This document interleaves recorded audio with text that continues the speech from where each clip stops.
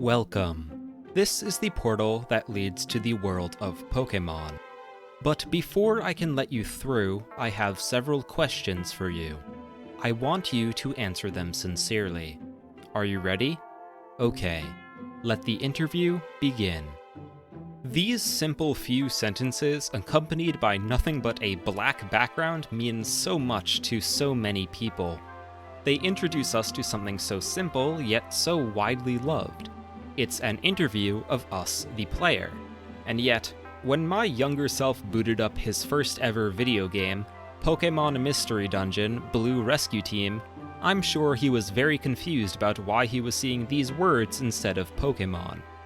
I had just gotten my own Nintendo DS for Christmas, so my parents took me to GameStop and let me pick out a game for it. I had heard all about Pokémon from my friends at school, so I knew that's what I was looking for. We asked the employee where the Pokémon games were, and when he showed us to the shelf, my eyes were immediately drawn to the game with Pikachu and Squirtle on the cover. I knew who those Pokémon were, so it looked good enough to me. The worker kindly let us know that Blue Rescue Team was an older game, and that most of the kids were buying Pokémon Diamond and Pearl. I didn't care, though. I affirmed I wanted Blue Rescue Team, and it's what my parents ended up buying for me. Little did I know how much this decision would affect my taste in video games for the rest of my life. That's enough about me. Let's go back to that interview introduction. Yes, it's exactly as the unnamed narrator says. If you didn't already know, Rescue Team opens up with a personality test, as do future games in the series. Rescue Team's test has got background music that I find to be somehow soothing and unnerving at the same time. It's a contradiction, I know, but it's displayed over a dreamlike background, and the combination of the aesthetic and music never fails to give me chills. Rescue Team's introduction is nothing short of magical. It always makes me feel as if I'm teetering on the edge between reality and fiction. That's probably the intention of it all, given that we are literally looking at the portal into the world of Pokémon here.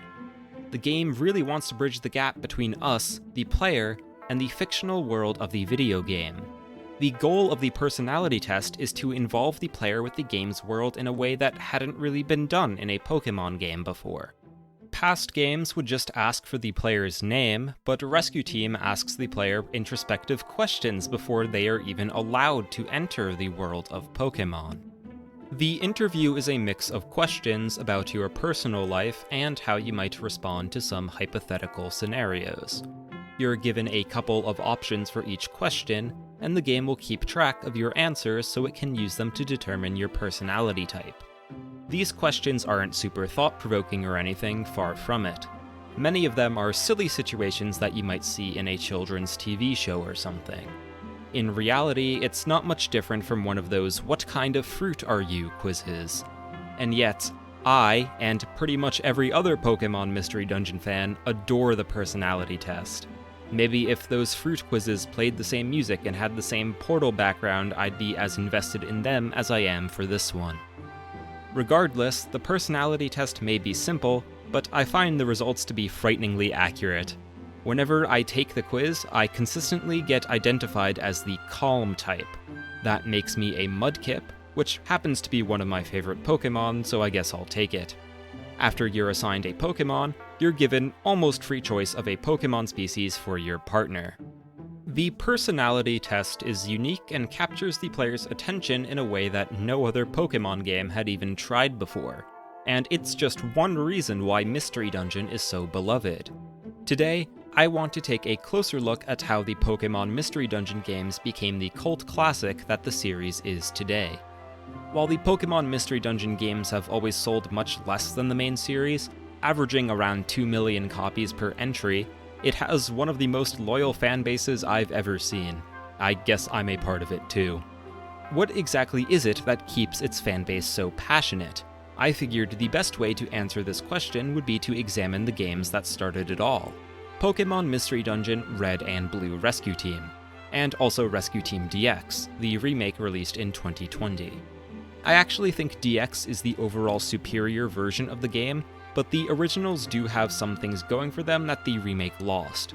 So today we'll be looking at both versions and commenting on their differences when appropriate. Most of the footage will be from Rescue Team DX though, since I'm a big fan of its storybook graphical style.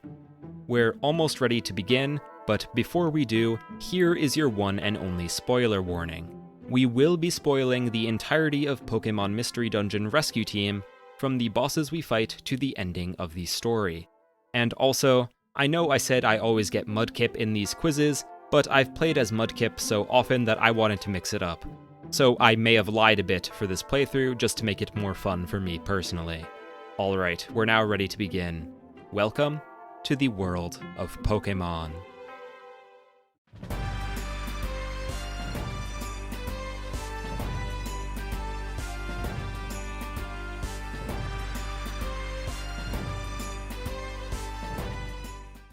We begin the game by waking up disoriented in a forest. Our eventual partner Pokémon, Pikachu, finds us and asks if we're alright. We explain that we're a human, but apparently we look like a totally normal Cubone. This is very shocking on its own, but it turns out we have no memory beyond our name. We can't dwell on it though, as Butterfree flies over calling for help.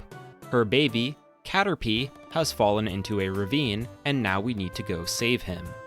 We immediately get to jump into the action with our first taste of Mystery Dungeon gameplay, kinda. In Rescue Team DX, they turned our first foray into Tiny Woods into a scripted tutorial, so we'll hold off on talking about the gameplay loop until everything opens up. We complete the tutorial, rescue Caterpie, and bring him back to his mom. She thanks us, gives us some items and money as a reward, and, well, now we need to figure out what to do with ourselves. We are apparently a human that's been thrown into the world of Pokémon, and we have nothing going for us besides our new friend Pikachu. He asks what we plan to do now, and if we don't have a place to stay, to come with him. In the game Animal Crossing, you play as a human that is moving to a new town. The game is all about your everyday life in your new home. You interact with and become friends with your neighbors, run around your village, collect bugs and fish, and most of all, just relax in this peaceful world. To do that, though, you'll need a place to stay. Naturally, the first thing you do in Animal Crossing after arriving in town is pick out a house. This house will be your home for the rest of the game. You have freedom to decorate it as you wish, and it's where your day always begins whenever you boot up the game. Oh, also, in Animal Crossing, a set of questions determines your initial appearance, all your neighbors are animals, and you are the only human. See where I'm going with this? Pikachu takes us to a spare house that he apparently just had lying around, and it will become our base for the entire game. We start each day here and also end most days here. Pokémon is no stranger to giving the player a house, but what Rescue Team does is very different from the main series. For example, let's take a look at the original Gen 1 Pokémon games Red and Blue. We begin the game inside of our house, say goodbye to our mom, and now we never have to enter it again if we don't want to. We are not attached to our hometown in any way. There is no real reason to return here frequently. Our mom does heal us, but we can do that at any Pokémon Center. Conversely, we will be in and out of our house and Rescue Team forever. In the original version of the game, the bed in our house is how we primarily saved the game, so we had even more reason to come back to it. However, our regular stays in our house allow it to act as an anchor for us, the player, to become immersed in the game. I brought up Animal Crossing because I think what Rescue Team does here psychologically is surprisingly similar to what Animal Crossing does. To the right of our house, we have Pokémon Square, the game's town. You've got shops and NPCs here, and all of them are Pokémon. We are a human that has been thrust into the world of Pokémon, but we now have roots in this town thanks to our base. Roots that we continually visit. What Rescue Team does here is not just give us a literal house, but also a figurative home for us, the player, inside the world of Pokémon. Pokémon Square is not a very big town, almost unbelievably so, but I'm willing to suspend my disbelief because Rescue Team does a lot to make me feel like I'm a part of this Pokémon community. I think the game is aware of this too. Look at our dialogue after we see our new house. I can't explain, but I'm happy. I'm a human being, but I like this place. I feel weirdly happy. It might be an instinct thing for Pokémon. Maybe this is what it feels like to want to wag your tail. It doesn't matter.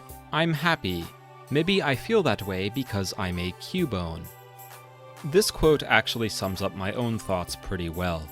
This shabby little house with nothing but a bed inside of it does make me feel weirdly happy. When I was a kid playing this game, I would often just run around here. Sometimes I'd even pretend I was eating at the table and make up stories that my characters were going through. It didn't take a lot for me to be entertained. I had a pretty active imagination to the point when I would be playing pretend inside of a video game.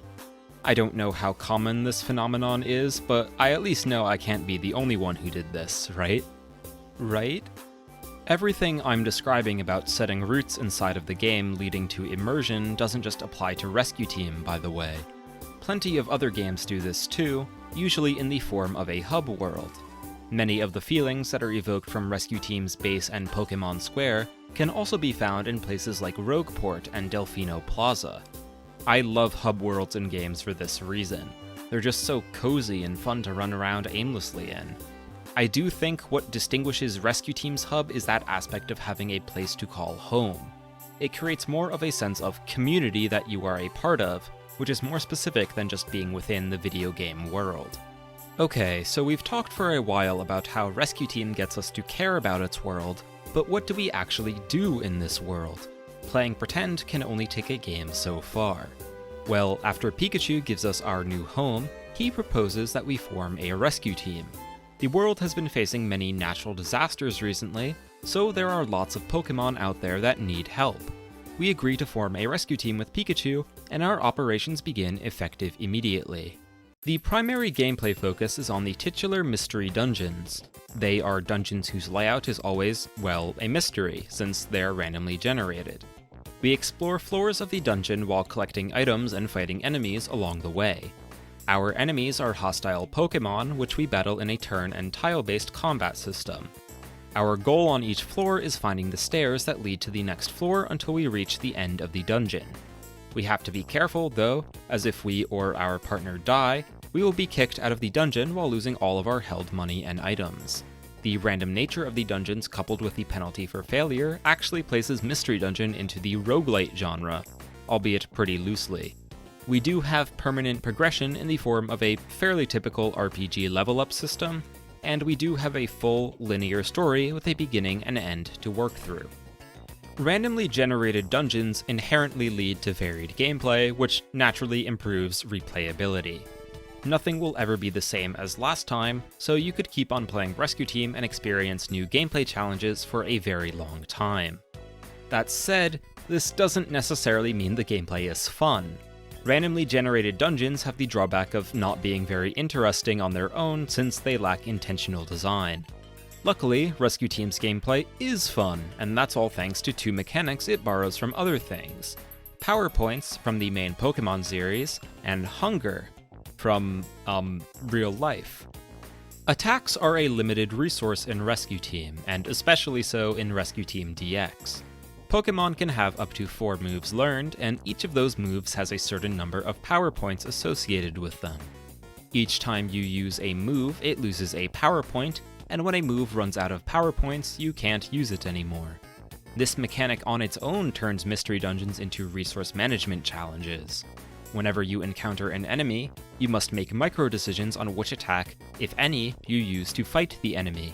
If you run out of one of your important moves too early in the dungeon, you make yourself weaker for the rest of the run.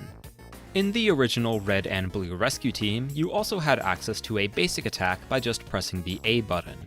It was very weak, and defeating an enemy with only basic attacks would earn you less experience points than by using a move. The upside, though, is it had unlimited power points, so you could use it freely. Rescue Team DX removed this basic attack, and honestly, I'm not sure why. It certainly makes PowerPoint management more important, but the basic attack was useful in other ways. It was convenient to pass a turn by basic attacking into empty space, and you could also use it to scout for if the tile in front of you had a hidden trap on it. There are alternative methods to do these things in DX, but the basic attack still feels a lot more natural to me. I'm not sure if this is just me being used to the original version of the game, though. If the basic attack never existed in the first place, I don't think I would ever feel the need for a feature like it. Funny how nostalgia works like that. Even without a basic attack, though, there is hope for our PowerPoint management if we make too many mistakes. There are items to replenish PowerPoints, max ethers and max elixirs, but your inventory is also a limited resource. You only have so many item slots, and you need to carry other items besides ethers and elixirs. For example, you always need at least a couple of apples in case you get hungry. Each time you take an action in Rescue Team, whether it be moving or using an attack, you consume some hunger. You start out at 100 hunger points, but this number decreases very quickly if you aren't paying attention. If your belly runs empty, you'll start losing HP with each step until you die. It's a pretty simple mechanic, but it's surprisingly effective at keeping you engaged with the gameplay. Your belly serves as another resource you have to manage like PowerPoints, and it also keeps your inventory in check. It's a lot harder to justify loading up a full inventory of the game's most powerful items when you'll just end up going hungry and starving before you reach the end of the dungeon. Hunger isn't that big of a deal at the beginning of the game when dungeons are relatively short, but it becomes very deadly for the endgame dungeons. PowerPoints and hunger combined make it so each dungeon is actually a challenge of resource management. There are also quite a lot of random events that can happen in dungeons that force you to adapt to dangerous situations. The high variety, coupled with the engaging gameplay, makes Rescue Team very replayable, which I believe heavily elevates its status among fans. The more you revisit something, the more prominent it will be in your memory, and I at least revisit the Pokémon Mystery Dungeon series very often. I haven't even mentioned that the different Pokémon options for you and your partner lead to even more variation in gameplay, since each pairing has different strengths and weaknesses. The options include all the starters from Gens 1, 2, and 3, Pikachu, and then a few fun choices: Eevee, Meowth, Machop, Psyduck, Cubone, and Skitty. In every game in the series, the extra Pokémon options are my favorite ones. There's usually at least a couple of choices that don't normally get much love from the Pokémon franchise. That's the main reason why I wanted to play as Cubone this time around. It's not every day that you get to play as a Cubone. I went with Pikachu for my partner because, believe it or not, I don't think I've ever played the game as or with Pikachu. That's probably because Pikachu is the franchise mascot and I found it too boring of an option. But I've exhausted almost all of the other choices by now, and that's how Team Peekaboo came to be. Let's continue with our examination of the gameplay loop. Since we are a rescue team, our main reason for journeying into mystery dungeons is to help Pokémon in need. We can accept jobs at the town bulletin board, and we are rewarded after completing them. With every completed job, we earn rescue rank points, and when we get enough of those, our rescue team ranks up and we earn very impactful rewards. This system is something DX improves on from the original game in pretty much every way. The original game only has 7 ranks, whereas the remake has 12, meaning you're rewarded for your progression much more frequently. The visual showing your progression to the next rank is another huge improvement. It's just plain old satisfying to see the circle getting more and more full. In the original, you could only check your progression with a basic text display in the main menu. The rewards for ranking up in the remake are far better than the original too. The biggest thing is our inventory size gets upgraded as our rank gets higher. In the original game, there isn't any way to upgrade your inventory at all. We just talked about how important our inventory slots are for a resource management game, so this is just about the most impactful reward the game could possibly give us. This is incredibly strong extrinsic motivation for the player. By that I mean the game holds a very delectable carrot on a stick in front of us, and we are very motivated to get the carrot. The game does kind of need a delicious looking carrot though, since the jobs we accept aren't very interesting conceptually. There's 3 types of missions. The most basic is rescuing a lost Pokémon or item, which just consists of going to the floor of the dungeon they are on and talking to them. Then there's bringing an item, which is the same thing except you need to bring a specific item with you, and you can always find one on the same floor of the dungeon the client is on. The most unique variation is escorting a Pokémon, which requires you to protect a temporary party member as you bring them to a certain floor of the dungeon and talk to the other client. The jobs are randomly generated, which can lead to some humorous client pairings, but that's about it. Future games in the series would expand on the job structure a lot to make them more varied and interesting, but they're at their simplest here. After we complete a few missions, we'll receive a special request from the Pokémon Doug Trio. His son, Diglett, was kidnapped by the Pokémon Skarmory, and we need to go save him.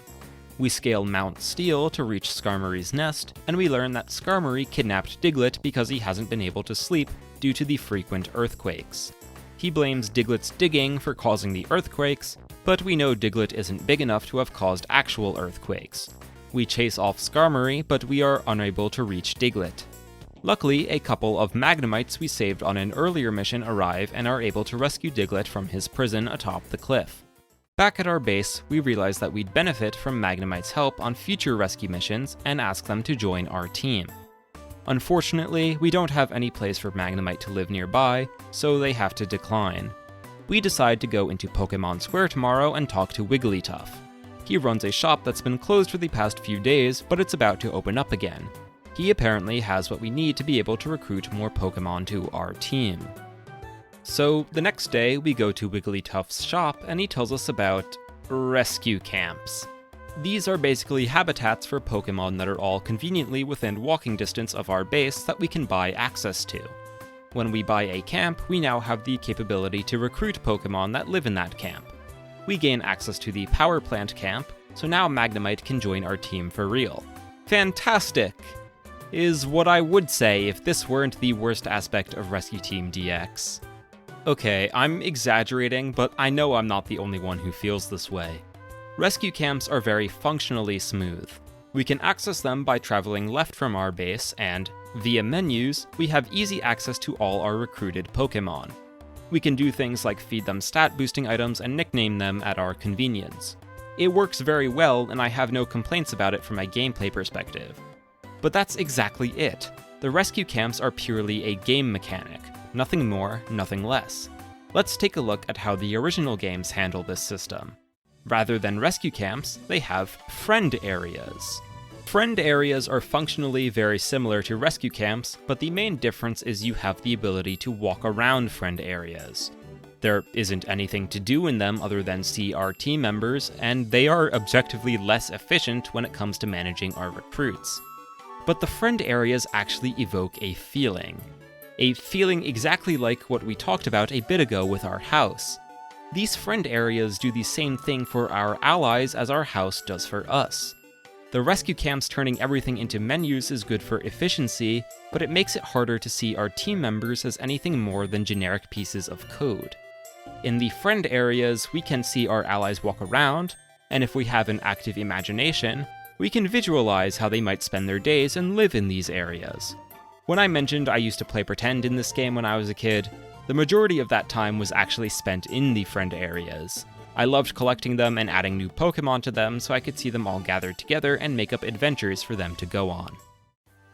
I don't think the change from friend areas to rescue camps is that big of a deal in the grand scheme of things. I've already mentioned that the rescue camps are even better in some ways. I view friend areas in a similar way that I do the basic attack. If the friend areas never existed in the original, I'm not sure I would ever wish for an alternative to the rescue camps.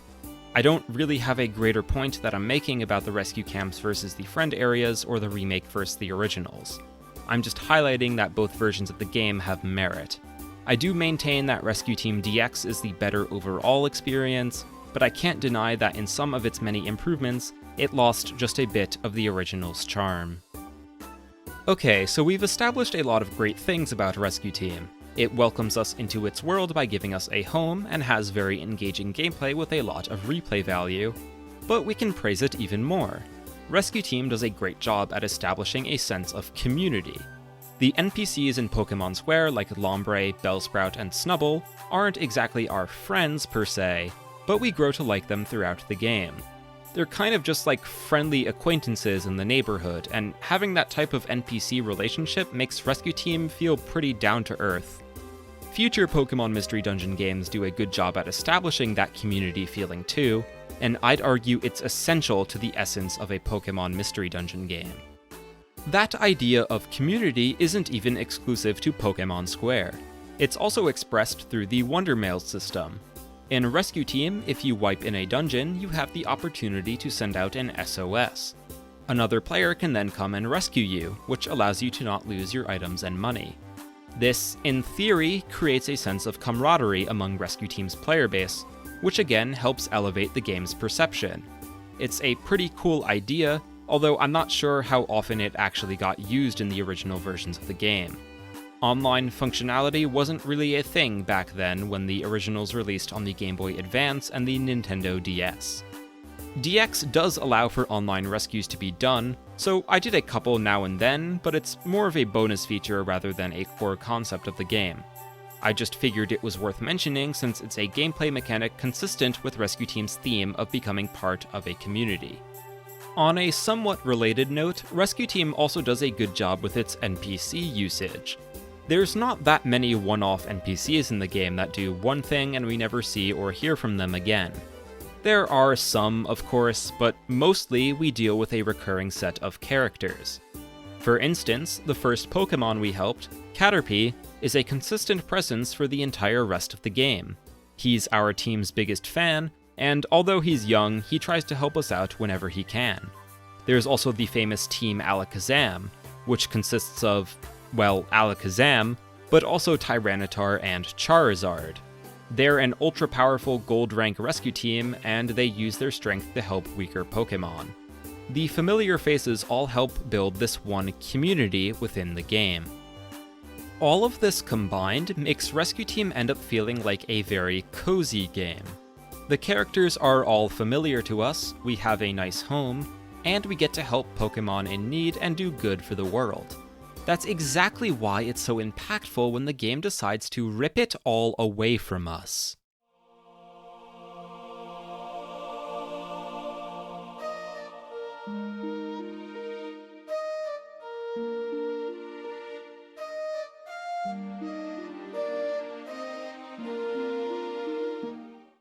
Throughout Rescue Team, we've been having these strange dreams. In the dreams, we appear in a space similar to what we see in the interview at the beginning of the game, and there's someone else there with us, another Pokémon who we can't quite make out. We can tell the Pokémon is trying to speak to us, but we can't hear them either. Eventually, though, they're able to reach us and say her name is Gardevoir. All the while we've been doing our rescue work, we've been trying to figure out why we turned into a Pokémon. We journey to the Great Canyon, where a Pokémon called Xatu stares into the sun all day and is said to have great knowledge about both the past and the future. Xatu proves his knowledge by immediately recognizing that we are not truly a Pokémon, but rather a human transformed. While he does not know why we turned into a Pokémon specifically, he does know that us turning into a Pokémon is linked to the world's balance being upset. The world's balance being upset is why so many natural disasters like earthquakes have been happening, and they will worsen as time goes on. Unfortunately for us, while we are busy listening to Xatu explain this to us, the camera pans over to show the town bully, Gengar, overhearing everything. We foiled one of his recent schemes to recruit Caterpie among his ranks for his goal of achieving world domination, and he's looking to get revenge on us for it. So, the next time we go to Pokémon Square, everyone is gossiping about a rumor that was spread around recently. A rumor that a famous folklore story was actually true. A story about a human turning into a Pokémon. We go see Whiscash, the town elder, to have him explain the story to us, and so it goes. In the mountains lives a mythical Pokémon named Ninetales. It is said that if you try to grab one of its 9 tails, you will be inflicted with a deadly curse. One day, a human attempted this forbidden act. He grabbed one of the tails, and Ninetales retaliated. But the human was not struck by the curse. Instead, his partner Pokémon, Gardevoir, jumped in front of Ninetales' attack and took the full force of the curse for her trainer. Ninetales respected Gardevoir for saving her trainer like that, so Ninetales decided to offer the human an opportunity to save Gardevoir. Before Ninetales could do that, though, the human ran off, leaving his partner Gardevoir for dead. Ninetales then predicted that one day, that selfish human would be reborn as a Pokémon, and when that day comes, the world's balance will be upset. We're not stupid. We know exactly what this implies. We're a human that turned into a Pokémon whose transformation is linked to the upset of the world's balance, and has also been having recurring dreams where we are visited by Gardevoir. The next day, we see Gengar has got the whole town riled up. It seems like the rumors that the Ninetales legend is true came from him. He tells the townsfolk that the reason for all the natural disasters is the world's balance being upset by the human from the legend. He manages to convince them that if they were to get rid of this human, then the world's balance would be restored and the natural disasters would stop. And then, he points his finger at us, formally accusing us of being the human from the Ninetales legend. The Pokémon we've grown familiar with all look at us with hostility, believing every word that Gengar said. All of them desperately want the natural disasters to end, so it seems like Gengar was able to easily persuade them. We're asked to defend ourselves, but we can't bring ourselves to say anything. Deep down, we don't believe in ourselves either. Our only choice is to run. Pikachu asks us why we didn't say anything back there, and we explain our dreams of Gardevoir. We ask to end the rescue team for Pikachu's sake, but Pikachu decides he'll put his faith in us. We've been partners for a long time, and he is choosing to believe that we aren't a bad person. He'll stick by our side until we find out the truth. Soon after, Alakazam approaches us. They let us know that the town has come to a consensus that they must get rid of us. Anyone who associates with us will be considered an enemy. However, Alakazam has decided to show mercy. They will give us tonight to run away as far as we can. We will be pursued and, if caught, face their full force, but this will at least give us a chance. Pikachu reaffirms that he will stick by our side, and we resolve to leave town at dawn. The next morning, we get ready to head out. We're actually able to go into town here when everyone is still asleep, and they all still run their shops through sleep talking. It's funny in a way, but it's also very unsettling. The cheerful town music is no longer playing, and we know that as soon as our neighbors wake up, they will be hunting us down to kill us. Not all of them, though. After we make our final preparations, we're sent off by Caterpie, Diglett, 2 Jumpluff we rescued earlier in the game, and even Pelipper, the postman.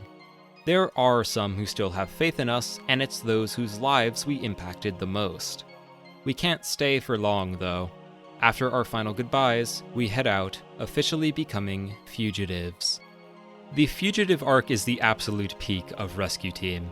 It stands out so much because of how tranquil the game's world feels beforehand, and now it's flipped entirely on its head. The Fugitive arc is also by far the most difficult stretch of gameplay in Rescue Team's main story.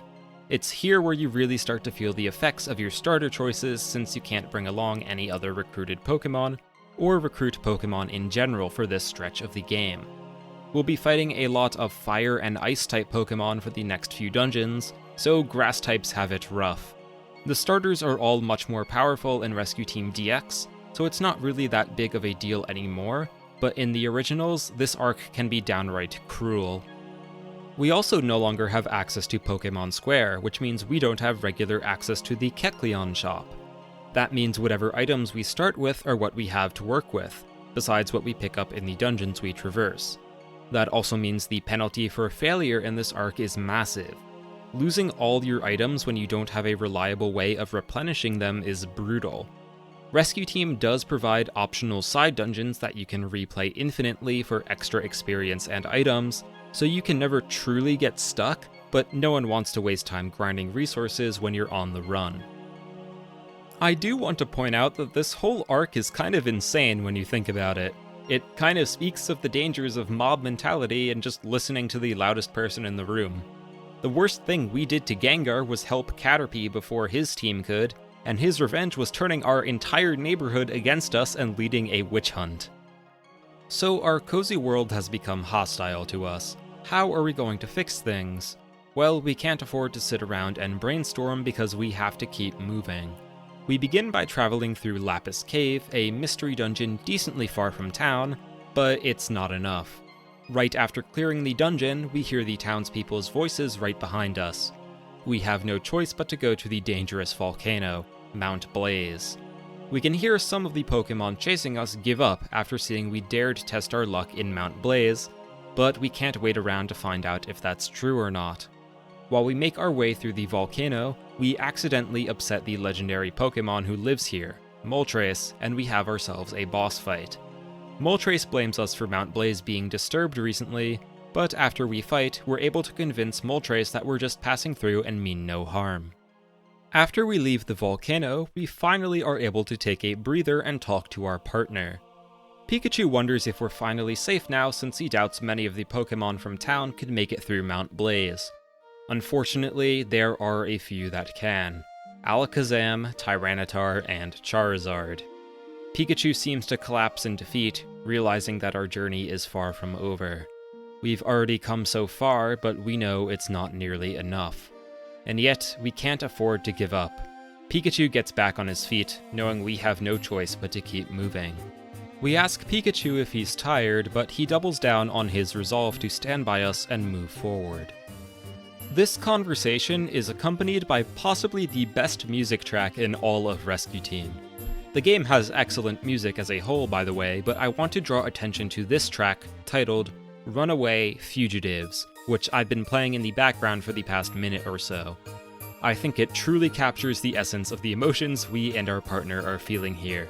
It's somber, but there's just a hint of determination. Maybe I'd describe it as a song of regretful acceptance? I'm not very good at describing music formally, so I'll leave it at that. I also want to mention that this particular song actually got sampled in a future song in the series. In Pokémon Sun and Moon, Gladion's theme has a portion of Runaway Fugitives in it, which is a really fitting choice for Gladion's character arc. This is a video about Rescue Team though, so maybe we'll talk more about Gladion another day. After accepting that our journey must continue, we keep traveling until we eventually reach a land of snow. We now must traverse through the Frosty Forest Mystery Dungeon. A mysterious Pokémon seems to be stalking us though, and something else senses our presence in the forest. It's not long before we reach the end of the dungeon and we are attacked by the legendary Pokémon Articuno. I cannot understate how difficult Articuno is in the original games. I would go as far as saying Articuno in Red and Blue Rescue Team is one of the most difficult fights in the entire Pokémon series, not just Mystery Dungeon. You need a really good grasp of the game's mechanics and use all the resources at your disposal to safely deal with Articuno. I don't think this is true in DX because of how strong your tools are in the remake, but in the originals, he's brutal. He takes advantage of the most broken mechanics in Rescue Team very well. So here's a fun quirk about Pokémon Mystery Dungeon. When you use a move that is of the same type as you are, you get a bonus multiplier to your damage output called Same Type Attack Bonus, or STAB for short. STAB exists in the main series games, but in Mystery Dungeon, it's a higher multiplier than super effective moves. Articuno is an Ice type, so it gets STAB on Ice type moves, and one of the Ice moves it has access to, Powder Snow, is ridiculous for this point in the game. It can hit both you and your partner at the same time, and Stab makes it so strong that it will probably two-shot both of your Pokémon at best. Even if you resist Ice, the Stab multiplier makes up for it. If you're weak to Ice, you're probably getting one-shot. Somehow, though, it gets worse.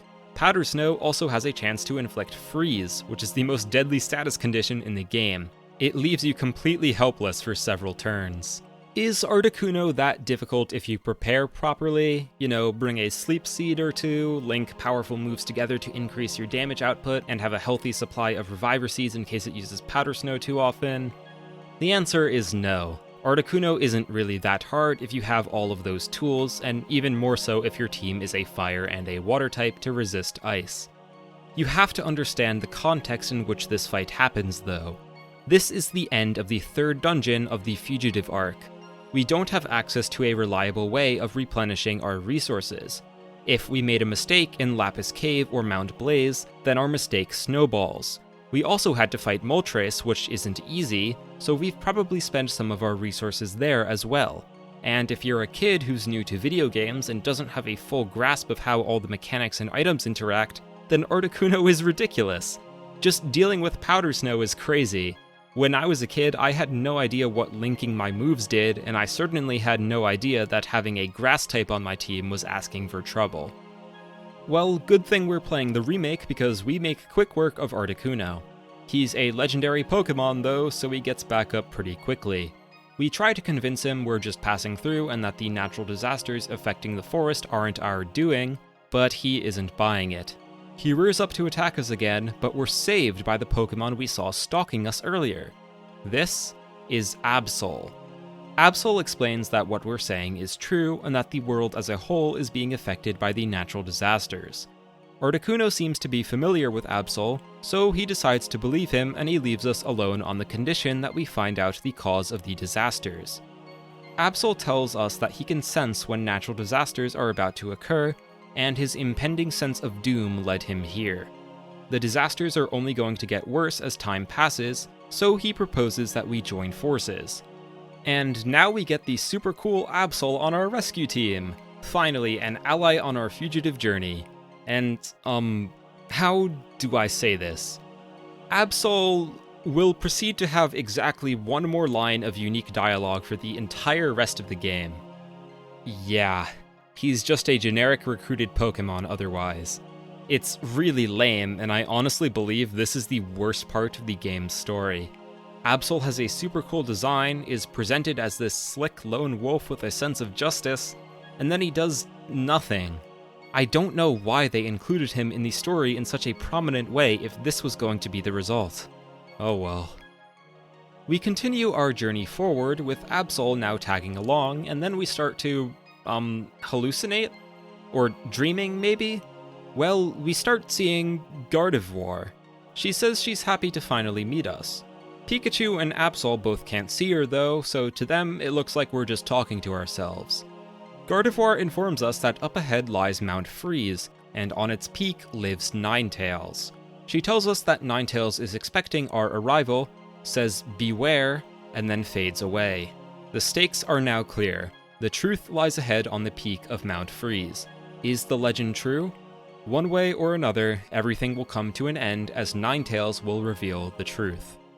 Atop Mount Freeze we find nothing. No sign of Ninetales, and all that's here is a dead end. And that's when we realize we have nowhere further to run. And once we have nowhere to run, Team Alakazam shows up. We have no choice but to try to defend ourselves even though we're outmatched.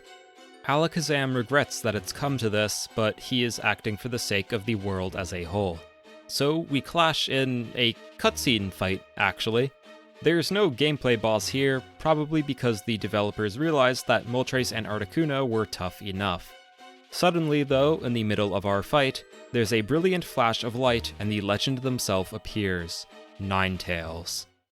Ninetales orders us to stop fighting, looks toward us, and calls us their guests.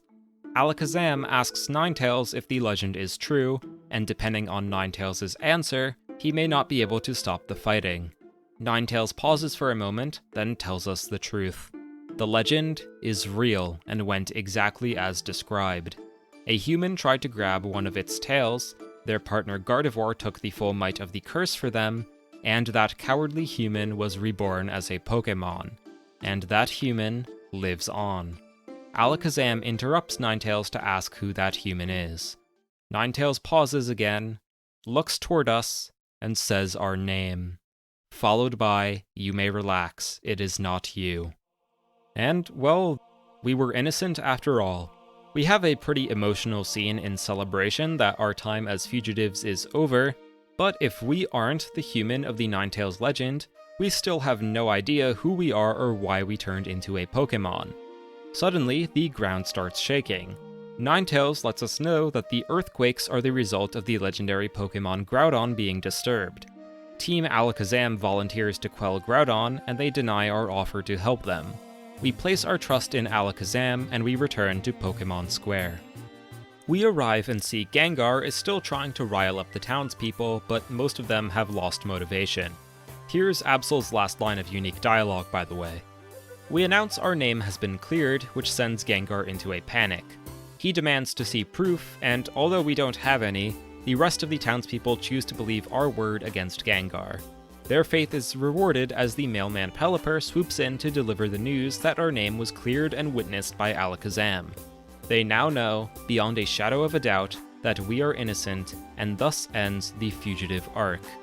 Up until now, we haven't really been going over Rescue Team's story step by step, but I wanted to cover everything about the Fugitive arc since I believe it is the most memorable part of the game. Although, now I think it's finally time to let you in on a little secret. I don't think Rescue Team's story is particularly well written. I enjoy it, but under the critical eye, I don't think it holds up very well. Even the Fugitive arc itself. I've already highlighted my issue with Absol in the story, but I don't know if characters like our partner and Gengar are handled as best they could be either. The finer writing details aren't really important, though, because my main point is that, despite the writing not being stellar, I find Rescue Team's story to be incredibly memorable. I believe this is due to the element of contrast. Just how different our peaceful life helping Pokémon in need is compared to our arduous journey on the run for our lives makes both parts of Rescue Team stay in our minds. The story's not over after the Fugitive arc, but I honestly think everything after is pretty underwhelming.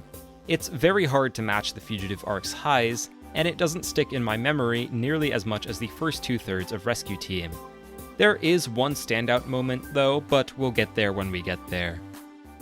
After we settle back into town, we're treated to some low-stakes story content to relax, and this little portion kind of serves as a reward for surviving our fugitive journey. Our next goal is upgrading our house, which we do by hiring some Mankeys to do the labor in exchange for peeled chestnuts. We've discussed at length how important our house is in immersing ourselves in Rescue Team, so on a psychological level, we are pretty attached to our base. The upgrade we get doesn't actually do anything gameplay-wise, it just makes our house look cooler, and now it resembles us. It gives it a more personal feeling rather than the generic type-based look. It's neat, and I enjoy it. It makes returning home all the sweeter, so when it's time to say goodbye, it will be even harder.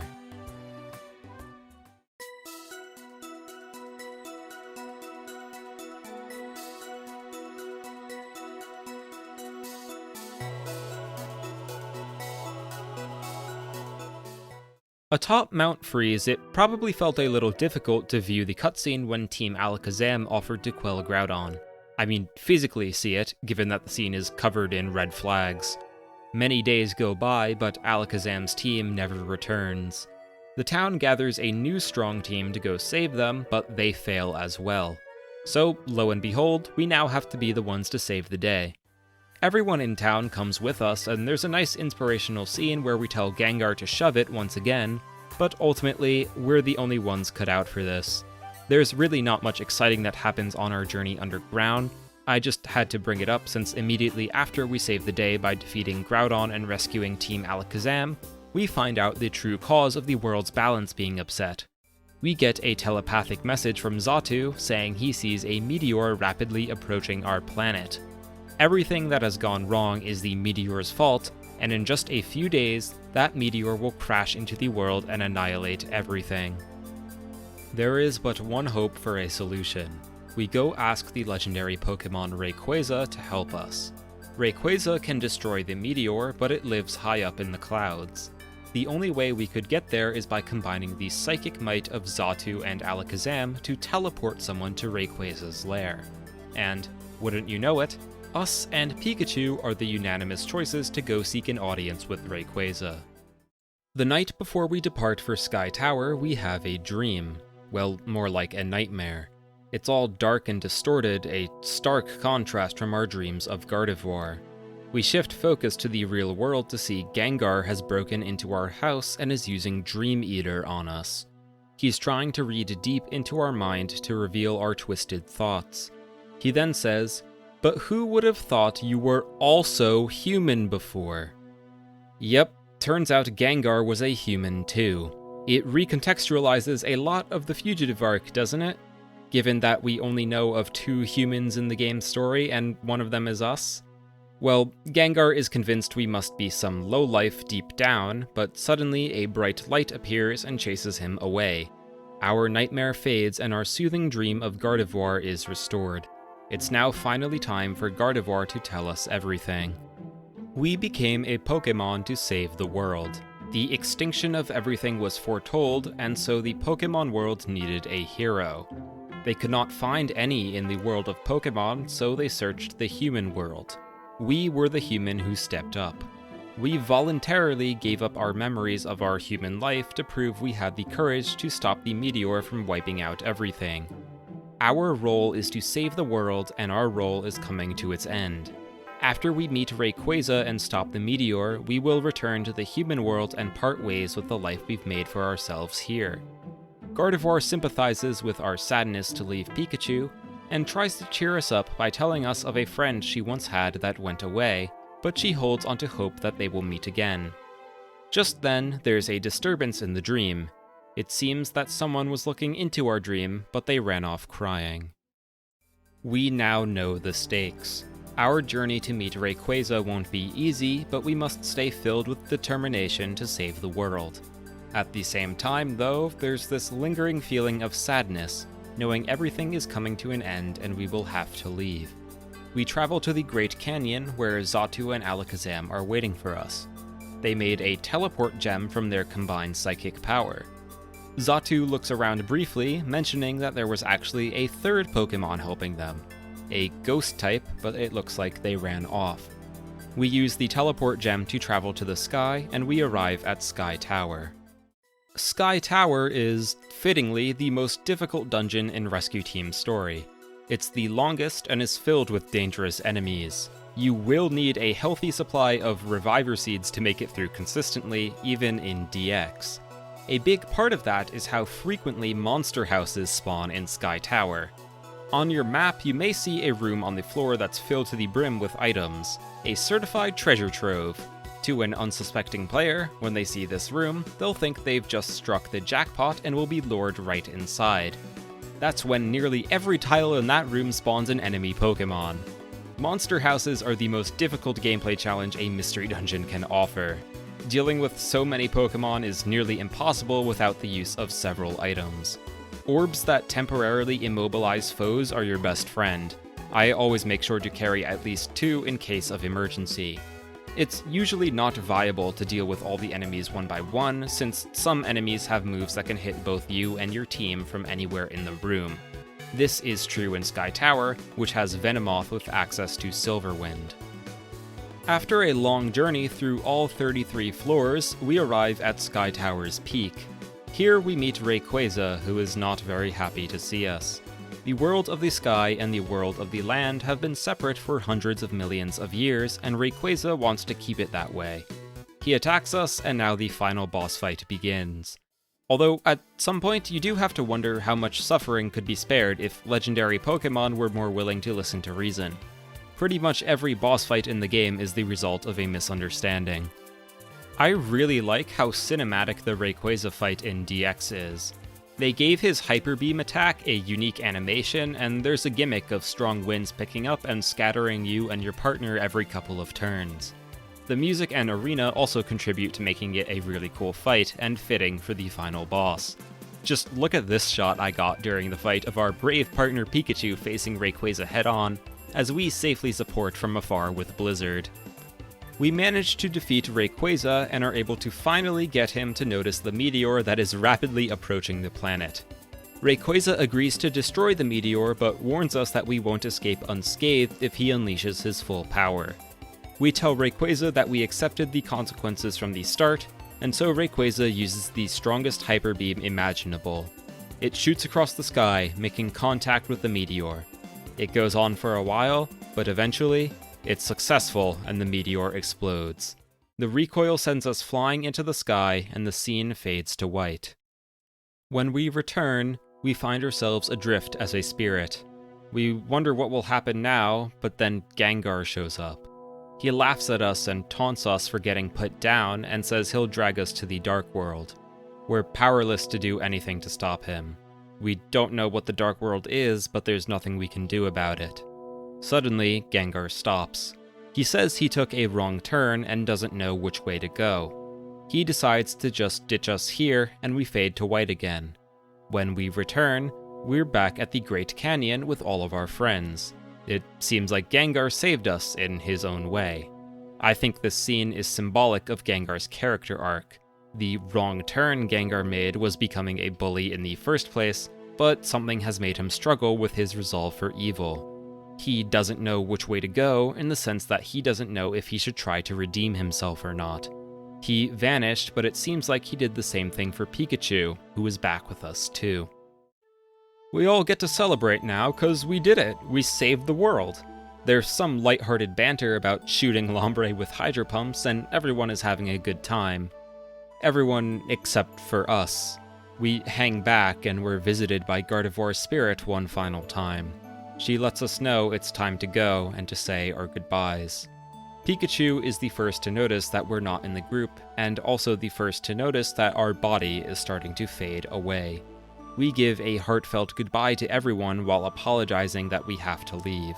We thank them for everything, but Pikachu doesn't understand why we have to leave. We explain that our role was to save the Pokémon world from the meteor, and now we will return to the human world. Pikachu still doesn't understand why it has to be this way. We say we'll never forget Pikachu, but Pikachu just becomes more distraught. There's no time left. Our body becomes pure light and we ascend into the night sky. The Pokémon still don't understand why it was necessary for us to leave them. Lombre says, "Why now? Why when the world's been saved? Just when things were going to get better?" Xatu says that we seemed resigned as we flew toward the sky. Pikachu realizes we must have known this would happen, and he doesn't understand why we never told him. We cut to our light form rising in the sky. We hear a voice that tells us our friend is heartbroken. A true friend. A friend for life. We finally realize it now. If we wish, and wish very strongly, perhaps we will meet again. And the story ends. One of the many reasons why Pokémon Mystery Dungeon is so loved comes from its sad endings. In a way, it's kind of like a meta-commentary on ending a video game as a whole. We willingly chose to start playing Rescue Team even knowing it would eventually end. We lacked the ability to communicate this to the characters that we've grown attached to, like our partner. Rescue Team ensures this ending is a gut punch by hooking us into the game's world so expertly with the personality test and our home. We accomplish our goal of saving the world, and that's it. The game is over. It's a shame that video games typically end like this, though. We finally save the world and everything's going to get better, but now we just leave. It's kind of sad if you imagine the world of the video game continues on without us. We are the world's literal savior, and we just abandon them. The characters cared about us, but we can never explain that we feel the same way about them because they are fictional and we are a real human. This sense of empathy does require some imagination, but we've already talked about how Rescue Team was a good fit for an imaginative child with the friend areas and things like that. Regardless, it is kind of a sad reality to think about. So what if it doesn't have to be this way? What if, after we save the world, we could continue our adventure? What if we can see our friends in the world of Pokémon again? What if we want to return to our home within the game? And Rescue Team gives us that opportunity. We wish hard just like the narrator told us, and we manage to return to the world of Pokémon. Our sad tears can become happy ones as now we are free to spend as much time as we'd like in a safer world with our friends. Rescue Team's campaign is actually quite short. I finished this playthrough in just under 12 hours. The campaign actually pales in comparison to the length of the post-game. We don't need to talk at length about the specifics of the post-game. It mostly consists of much more difficult dungeons and more legendary Pokémon boss fights. The only notable thing I'll mention besides those is we do get a mini post-game story episode that resolves Gengar's character arc. As I know you, dear viewer, are very intelligent and perceptive, I shouldn't need to tell you that Gengar was actually the human in the Ninetales legend. The story episode is about reuniting Gengar with Gardevoir. It's pretty neat, but it's not super substantial. While the post-game specifics aren't important for our purposes, what is important is just the sheer amount of content there is here. There is far more post-game than main campaign, and I believe this is consistent with the message of the game's ending. We always have a home within the world of Pokémon, and we shouldn't be forced to leave as soon as we've resolved the major conflict. The story of the game may be over, but the good part is just getting started. The post-game is also where all the gameplay mechanics I talked about earlier, like resource management, all truly get to shine. So, we've finished the game's main story, and we don't need to talk about the post-game. You may be wondering, why isn't the video over? What could there be left to talk about at this point? Well, how about we do a quick recap? Bear with me for a little bit here. I'm going somewhere with this, but it might not be obvious at first. Alright, here we go. Before our adventure begins, we take a personality test that asks us introspective questions and then assigns us a Pokémon. We awaken as a human transformed into a Pokémon in an unfamiliar world, but we quickly gain footing with a place to live. The personality test and our house do a great job at immersing us in the game. We have a relatively peaceful beginning that's disrupted by a dramatic tonal shift where we're uprooted from our home. This disruption makes both aspects of the game stand out in our minds. At the end of our adventure, we have a tragic farewell, adding a strong emotional component to our experience that is elevated by how immersed we are in the game's world. But our adventure is never truly over. There's a lengthy post-game with a bunch of new gameplay challenges that keep us invested in the game's world for a long, long time. And, well, there you have it.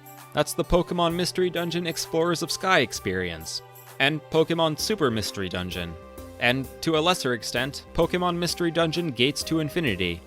I actually wasn't talking about Rescue Team at all in that recap. As it turns out, the Pokémon Mystery Dungeon series is super formulaic. This is a video covering Rescue Team primarily, so I won't get into the finer details of the other games in the series. I did want to highlight how well established the formula of the series is, though. If you're a big Pokémon Mystery Dungeon fan like I am, this formula is probably what you love most about the games. It logically follows that the game that deviates the most from this formula, Gates to Infinity, is the most controversial game in the series, unless you count the WiiWare ones that were never released outside of Japan. A series following a certain formula and repeating tropes isn't inherently a good or bad thing. It's all in the execution, and the Pokémon Mystery Dungeon series always executes its tropes very well. The result is a franchise that consistently delivers emotional highs, and it plays with our expectations of how a Pokémon Mystery Dungeon game should go with each new entry. I can only hope that we will actually get a new entry again, but for now, Pokémon Mystery Dungeon's excellent gameplay, storytelling, and most importantly, its sense of immersion solidifies it as a cult classic series. We've now finally reached the end of our discussion today. Thank you so much for watching. If you enjoyed the video, please do consider leaving a like and subscribing so I'll know to make more videos like these. Before we truly end, there are a couple of things I want to mention that didn't quite fit anywhere in the script. First of all, I really like how Rescue Team incorporates Pokémon's Pokédex descriptions into the story. Absol sensing natural disasters and Gardevoir protecting their trainers are pieces of lore taken straight from the Pokédex, for example. It's a subtle but nice touch. Second, one of the post-game dungeons in Rescue Team, Purity Forest, deserves a special mention for being one of the most fun gaming challenges I've ever done. It's a 99-floor dungeon where you can only bring in one Pokémon that starts at level 1. No items, no money, no special moves. It really, really tests your understanding of the game's mechanics and how to manage your resources. It does require some luck, but I found it very enjoyable. Alright, that's it for real. Thank you once again for watching, and see you next time.